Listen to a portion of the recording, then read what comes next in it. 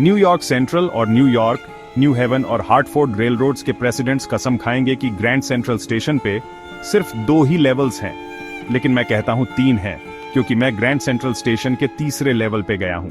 हाँ, मैंने obvious step लिया। मैंने अपने एक साइकियाट्रिस्ट दोस्त से बात की और भी लोगों से।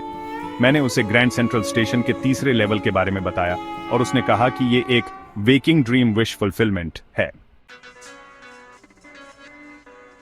उसने कहा कि मैं अनहैप्पी हूं।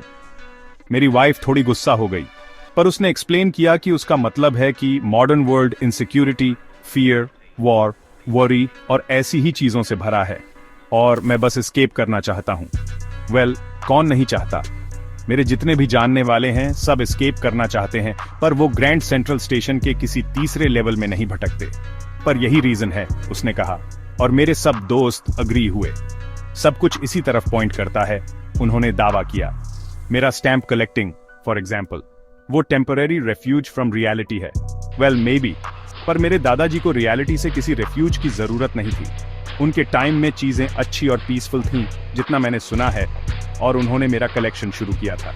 अच्छा कलेक्शन भी है, प्रैक्टिकली हर यूएस इश्यू के blocks of 4, first day covers वगैरह। प्रेसिडेंट रूजवेल्ट भी स्टैंप्स कलेक्ट करते थे, आपको पता है। खैर, ग्रैंड सेंट्रल में ये हुआ। पिछले गर्मियों में एक रात मैं ऑफिस में देर तक काम कर रहा था। मुझे जल्दी में अपने अपटाउन अपार्टमेंट जाना था, इसलिए मैंने ग्रैंड सेंट्रल से सबवे लेने का फैसला किया, क्योंकि वो बस से ज्यादा तेज है। अब मुझे नहीं पता ये मेरे साथ क्यों हुआ। मैं एक साधारण आदमी हूँ, नाम चार्ली, 31 साल का, और मैंने टैन गैबर्डीन सूट और फैंसी बैंड वाला स्ट्रॉ हैट पहना था। मैं ऐसे दर्जन भर आदमियों के पास से गुजरा जो बिल्कुल मेरे जैसे दिखते थे, और मैं किसी चीज से भाग नहीं रहा था। मैं बस घर अपनी पत्नी लुइजा के पास जाना चाहता था।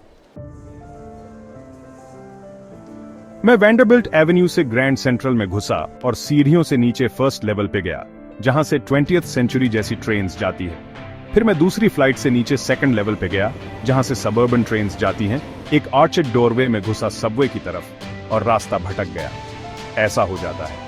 मैं सैकड़ों बार ग्रैंड सेंट्रल में आया जाया हूं, पर मैं हमेशा नए डोरवेज, स्टेयर्स और कॉरिडोर से टकराता रहता हूं। एक बार मैं 1 माइल लंबी टनल में घुस गया और रूजवेल्ट होटल की लॉबी में निकला। दूसरी बार मैं 46 स्ट्रीट की एक ऑफिस बिल्डिंग में निकला, 3 ब्लॉक्स दूर। कभी कभी मुझे लगता है ग्रैंड सेंट्रल एक पेड़ की तरह ग्रो कर रहा है, नए कॉरिडोर्स और स्टेयरकेसेस रूट्स की तरह फैला रहा है।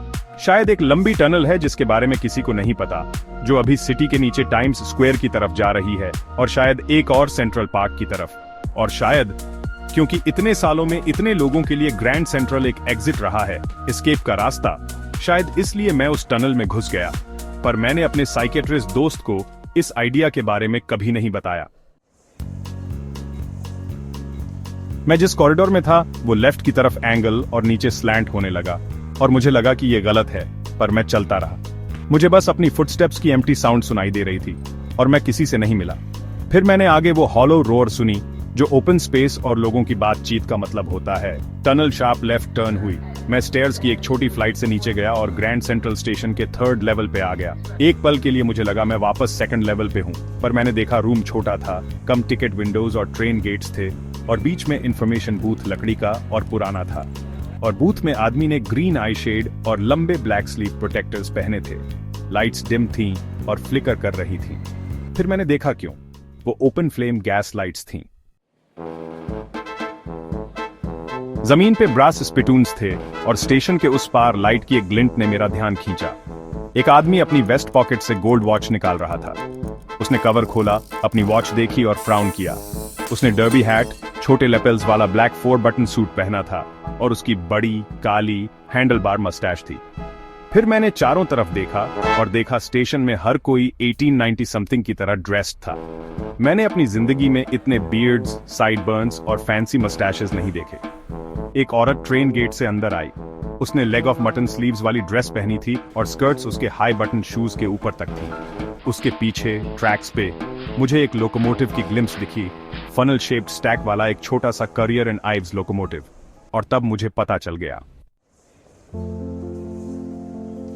पक्का करने के लिए मैं एक न्यूज बॉय के पास गया और उसके पैरों पर रखे पेपर्स के स्टैक पर नजर डाली।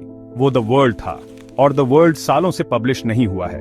लीड स्टोरी में प्रेसिडेंट क्लीवलैंड के बारे में कुछ था। मुझे वो फ्रंट पेज बाद में पब्लिक लाइब्रेरी फाइल्स में मिला और वो जून 11, 1894 को प्रिंट हुआ था।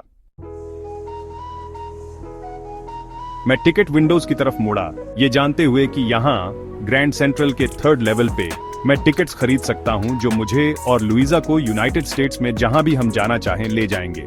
साल 1894 में, और मुझे गेल्सबर्ग, इलिनॉय के 2 टिकट्स चाहिए थे।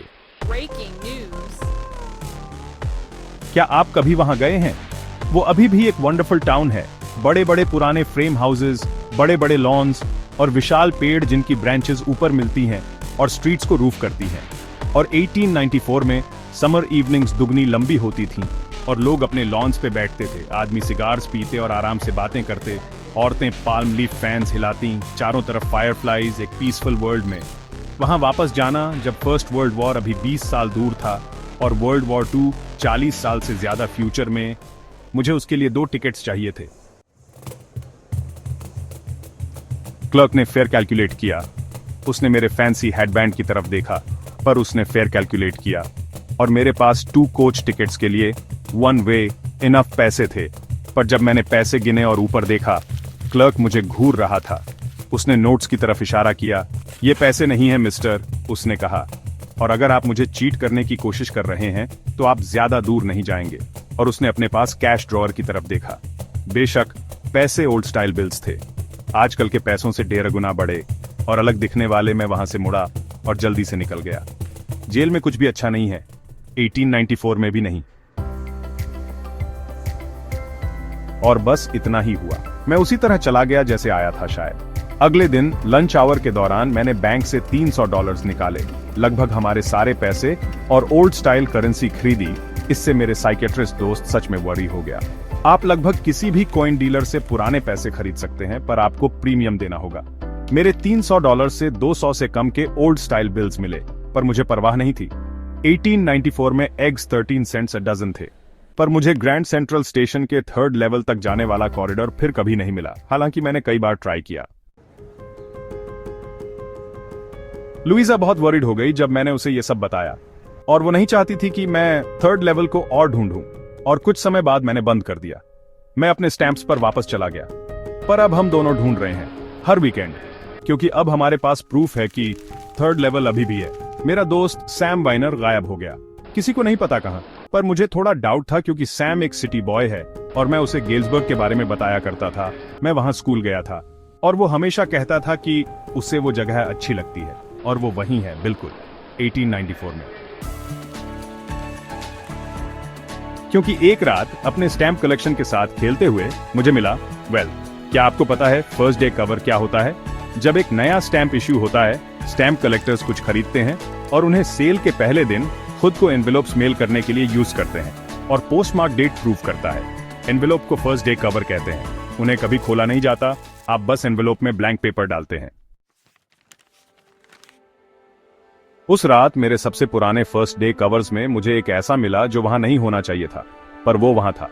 वो वहां था क्योंकि किसी ने उसे मेरे दादाजी को गेल्सबर्ग में उनके घर भेजा था। एनवेलोप के एड्रेस पे यही लिखा था, और वो जुलाई 18, 1894 से वहां था। पोस्टमार्क से पता चला, फिर भी मुझे बिल्कुल याद नहीं था। स्टैंप 6 सेंट का था, डल ब्राउन, प्रेसिडेंट गारफील्ड की पिक्चर के साथ। नेचुरली जब एनवेलोप दादाजी के पास मेल में आया, वो सीधा उनके कलेक्शन में चला गया और वहीं रहा जब तक मैंने उसे निकाला और खोला नहीं। अंदर का पेपर ब्लैंक नहीं था, उस पे लिखा था 941 विलर्ड स्ट्रीट, गेल्सबर्ग, इलिनॉय, जुलाई 18, 1894, चार्ली सैम। मुझे लगने लगा कि तुम सही थे। फिर मुझे यकीन हो गया कि तुम सही थे। और चार्ली, ये सच है, मुझे 3rd लेवल मिल गया। मैं यहाँ 2 वीक से हूँ और अभी नीचे स्ट्रीट में डेलीज में कोई पियानो बजा रहा है और वो सब फ्रंट पोर्च पे सीइंग नेली होम गा रहे हैं, और मुझे लेमोनेड के लिए इनवाइट किया गया है। वापस आ जाओ चार्ली और लुइजा, ढूंढते रहो जब तक 3rd लेवल नहीं मिल जाता। बिलीव मी, ये वर्थ इट है। नोट पे साइन है सैम। मैं जिस स्टैंप एंड कॉइन स्टोर पर जाता हूं, वहां मुझे पता चला कि सैम ने $800 की ओल्ड स्टाइल करेंसी खरीदी। इससे उसे एक अच्छा सा हे, feed and grain business setup करने को मिल जाएगा। वो हमेशा कहता था कि वो यही करना चाहता है, और वो अपने पुराने बिजनेस में वापस नहीं जा सकता। गेल्सबर्ग इलिनॉइस में नहीं, 1894 में। उसका पुराना बिजनेस? अरे सैम मेरा साइकियाट्रिस्ट था।